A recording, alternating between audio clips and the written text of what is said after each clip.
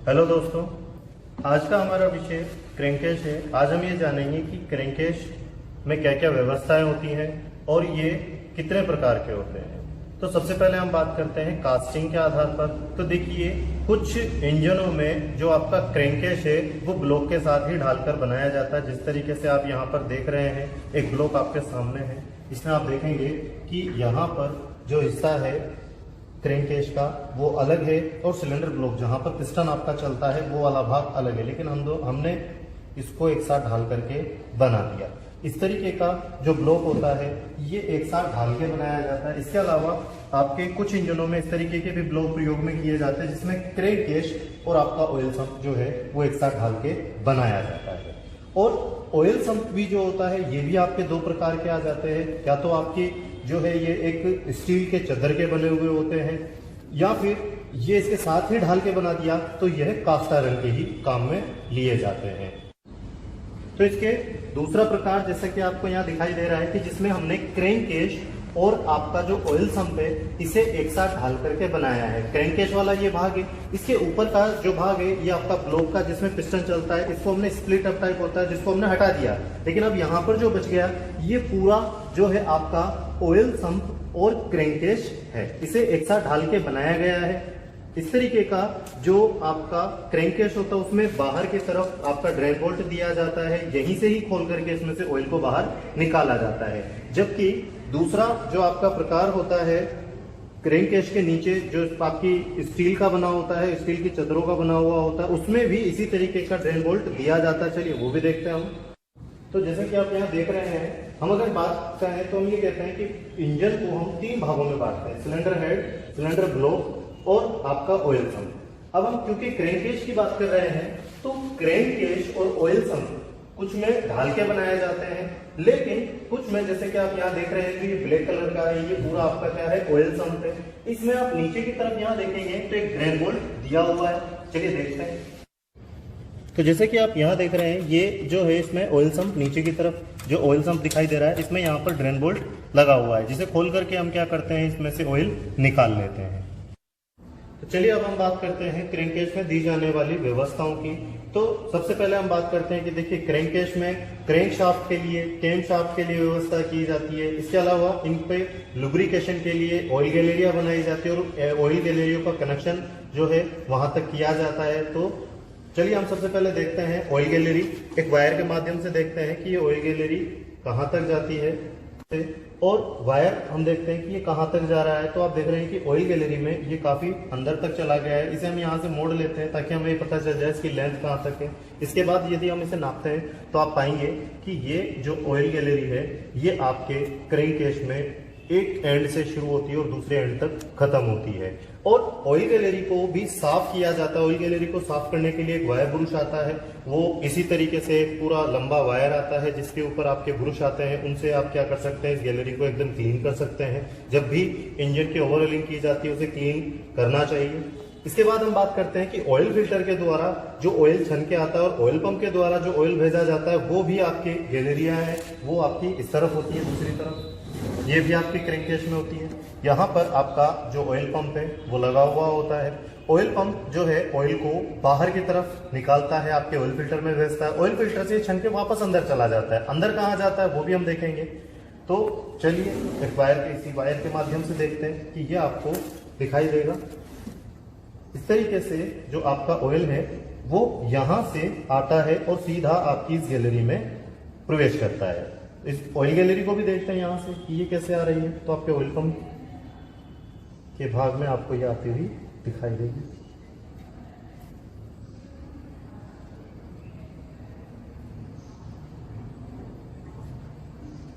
यहां पर आप देख रहे हैं कि ये इस तरीके से बाहर आ रहा है। ये आपके ऑयल पंप वाले भाग से ही बाहर आ रहा है। ये आपकी ऑयल गैलरी है जिसमें से ऑयल, इसी तरीके से ये गैलरियां जो है इन सभी में आपके ऑयल का कनेक्शन किया गया है। ये सारी ऑयल गैलरियां बनाई गई है ताकि इन होलों से ऑयल बाहर आ सके।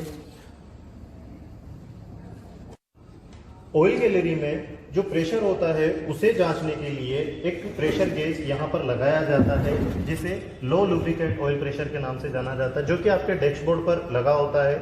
वहां पर ये हमें सूचना देता रहता है कि हमारे इस ऑयल गैलरी में जो ऑयल है उसका प्रेशर कितना है। यह ऑयल जो प्रेशर है साधारणतः 25 से 60 psi होना चाहिए।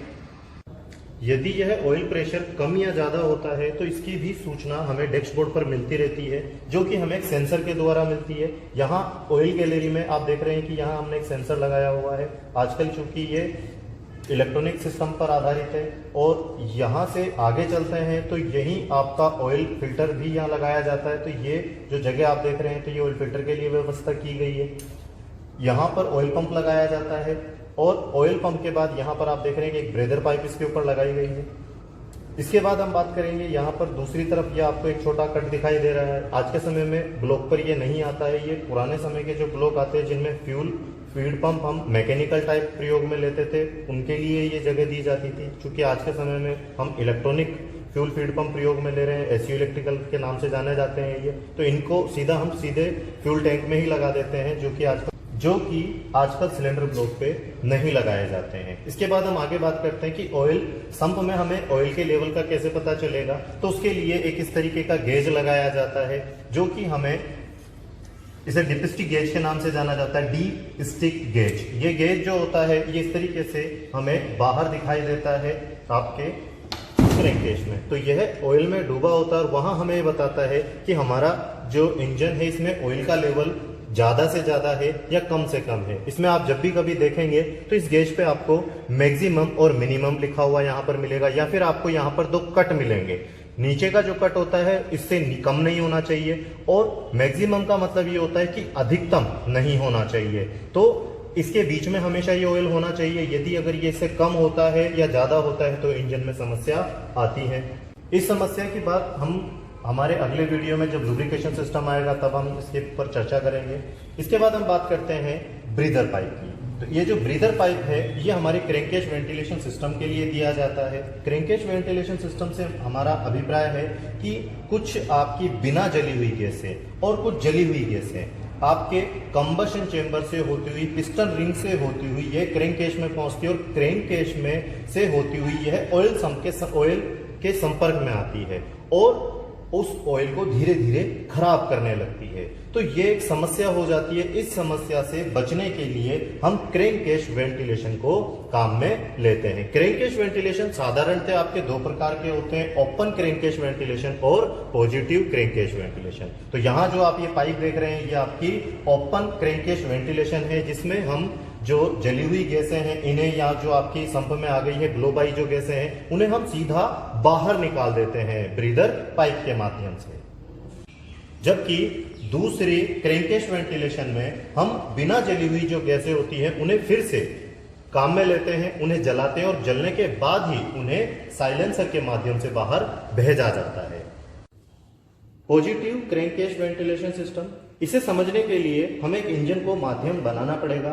तो चलिए यहाँ पर आप देख रहे हैं कि इंजन पे इसे हम यहाँ पर इसके ऊपर की तरफ जो सबसे पहला पार्ट आप देख रहे हैं ये आपके AIS के नाम से जाना जाता है। AIS की full form air induction system होती है। एयर इंडक्शन सिस्टम कैसे काम करता है उसके बारे में बात करते हैं। तो सबसे पहले हम देख रहे हैं कि यहाँ पर एक कैप है, ये कैप यहाँ नहीं है, डायाफ्राम टाइप कैप होती है। वह डायाफ्राम वैक्यूम पर काम करता है और जैसे ही वैक्यूम होगा ऊपर की तरफ तो ये जो आपकी प्लेट है ऊपर की तरफ आएगी। इस प्लेट के साथ नीचे की तरफ एक प्लंजर लगाया जाता है।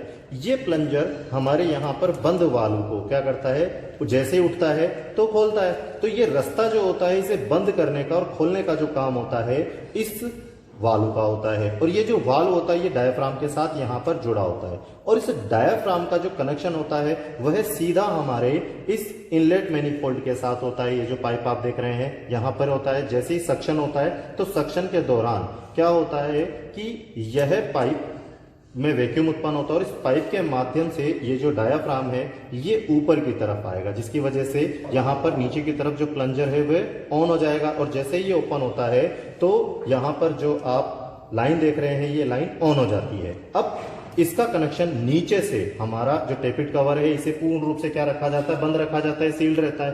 तो क्रैंककेस में जो गैसें होती है जो बिना जली हुई यहाँ पहुंच जाती हैं। चूंकि ये ऊपर तक होती है सील्ड होने के कारण जैसे ही यह ऑन होता है तो नीचे से ये हवा यहाँ पर से होती हुई, क्योंकि यहाँ सक्शन हो रहा है, वैक्यूम के कारण क्या हो रहा है, प्रेशर बना हुआ है, तो जैसे ही ये वाल्व ऑन होता है तो तुरंत यह गैसें आपके कंबशन चेंबर में चली जाती हैं और वहां जाकर के इन्हें जलाया जाता है। इस तरीके से हमारी जो बिना जली हुई गैस है उन्हें फिर से काम में ले लिया जाता है। तो इसी तरीके के सिस्टम को हम पॉजिटिव क्रैंकेश वेंटिलेशन सिस्टम कहते हैं। आशा करते हैं हमारे द्वारा दी गई क्रैंकेश की जानकारी से आप संतुष्ट होंगे। धन्यवाद।